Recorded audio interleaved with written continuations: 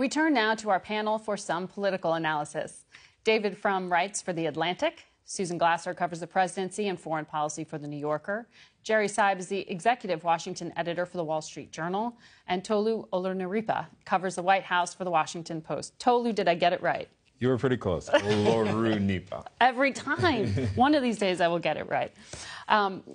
Let's start off with just some of what we heard here. Two 2020 presidential candidates, and then one of the things you're going to hear a lot about on the campaign trail, which is the food fight over the Mueller probe and interpretations around it.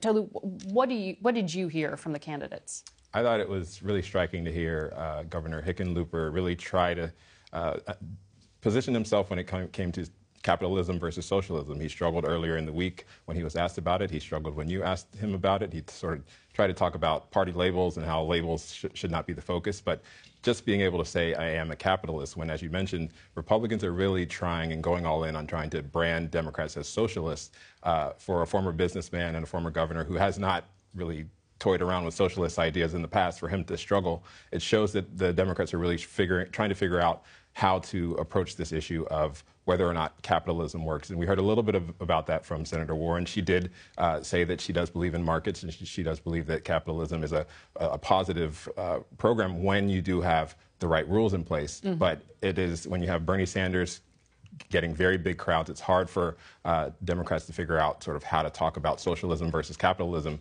and they're going to be hit from the right, from Republicans and from the president, saying that all of them are socialist. Yeah. As a Republican, I just marvel at how Democrats trip over their own shoelaces on this. We had President Trump tweet that the communist economy of North Korea, under the dynamic leadership of its dictatorial leader, could achieve unprecedented economic growth. The president routinely picks favorites among companies. He's erecting tariff walls, which are taxes on American exporters. And Democrats can't figure out how to defend a market economy with social insurance programs and let this guy claim the mantle of the champion of free enterprise? Really? So there's a much more interesting drama beneath the surface that's going on among Democrats, which is, where is the energy in the party? Mm-hmm. Why did we really succeed in 2018?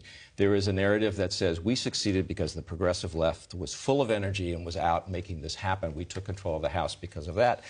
And centrists in the party are going crazy, saying, no, that's not what happened in 2018. What happened in 2018 was Republicans, soft Republicans, suburban women in districts that Donald Trump carried in 2016 moved over to our side. These were moderate voters that won the House back for us in 2018 in states like Pennsylvania and Minnesota and Virginia. And those are the people we have to go after. And they're not going to be won over with a socialist message. They're moderates, and those are the people who will make the difference in 2020. That's the debate. It's an interesting theory of the case to go into the California primary advocating for breaking up some of California's biggest businesses, too. What do you make of Warren's strategy there? Well, I agree with that. I think there's two things to unpack here. One is that Senator Warren is a very accomplished promoter of her ideas and of her ideology.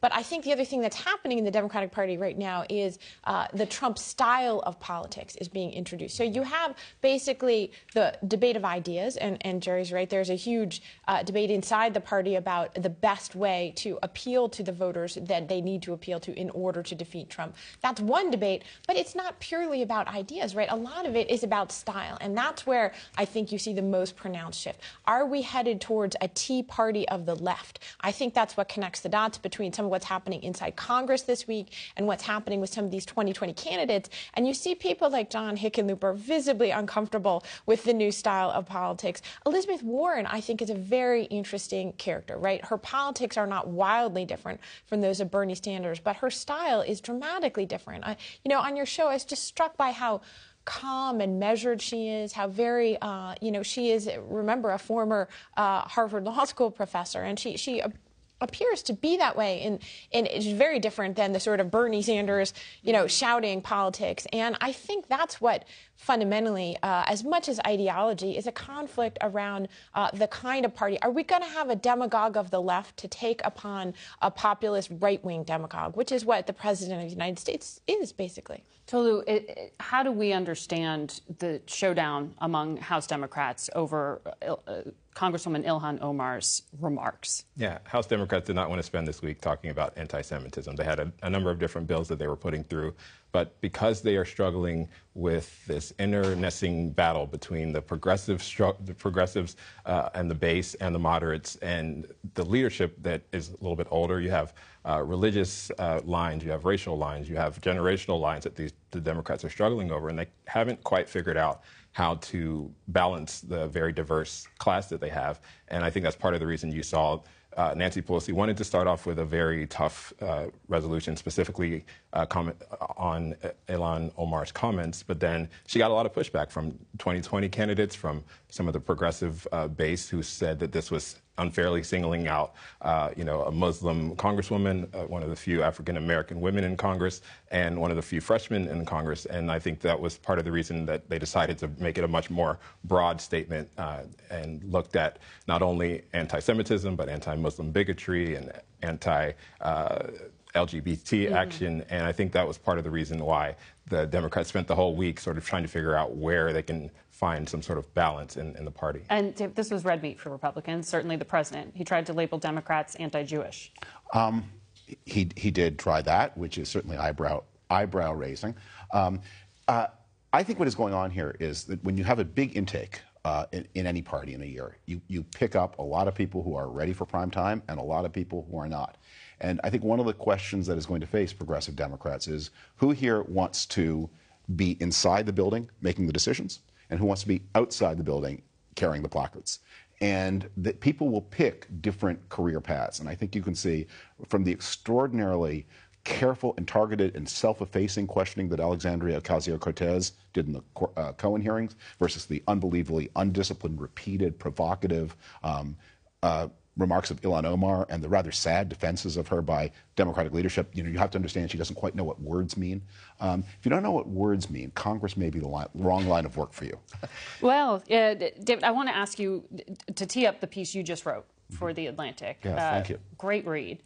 But it's a topic that kind of touches some of these very hot-button issues as well, crossing race, crossing a number of things that seem to even divide Democrats, yes. And that is how to deal with the challenge of population growth and influx of people, either across the border or just into this country. So one of the things that is a real casualty of the Trump years, the articles about immigration, and argue specifically that the United States and other developed countries, from a social point of view, need less of it, even as their economies are clamoring for more of it.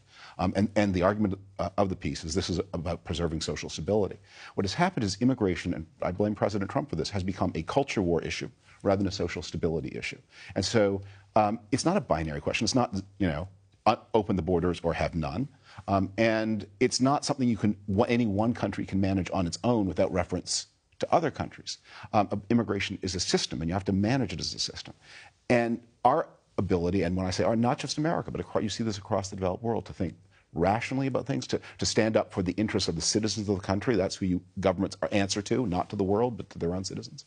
How do you do something that stands the test and is not just driven by the imperatives of business?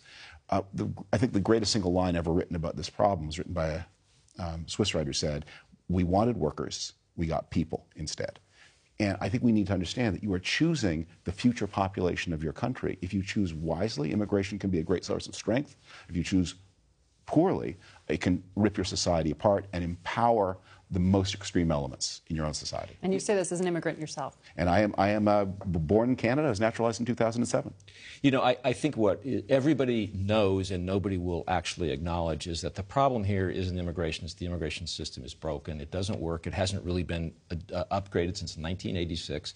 If everybody would step back from the emotion, they would agree that what's needed is comprehensive immigration reform, not this many immigrants or that many immigrants. That's not happening, and that's the problem of the paralysis in this city, I think. Well, it's the death of technocracy. It's the death of rational policy debate. I mean, right. You can have all the reasonable, rational arguments you want for immigration reform. It's interesting. I had a conversation the other day with a former senior official in the Bush administration. Was that the key domestic policy failure of the Bush administration, putting aside the Iraq War, was to not pursue comprehensive immigration reform, but to go for Social Security reform first. I think we'll all look back on that. The deal that was available then, obviously, we would be in a very different place in our politics right now had that occurred. But comprehensive immigration reform usually is code for more, and the right answer is less. And the right answer is not zero, but the right answer is less, it seems to me. Yes, it's true that technocracy and evidence-based decision-making, it's had a bad bunch of innings. And people who advocate this approach, we have a lot of failures on our hands. I mean, we're watching the Brexit debate. That's a reaction to, the financial crisis and to the Euro crisis and Euro failures, the failures of the Iraq War and the Bush administration, of which I was a part. But for all its failures, prejudice and impulsiveness and yelling at people and symbols, that has an even worse record than evidence-based decision-making. Mm-hmm. Well, immigration can be its own show. Another day, we have so much more to talk about, but we have to leave it there. Thanks to all of you. We're going to be back with more Face the Nation in just a moment.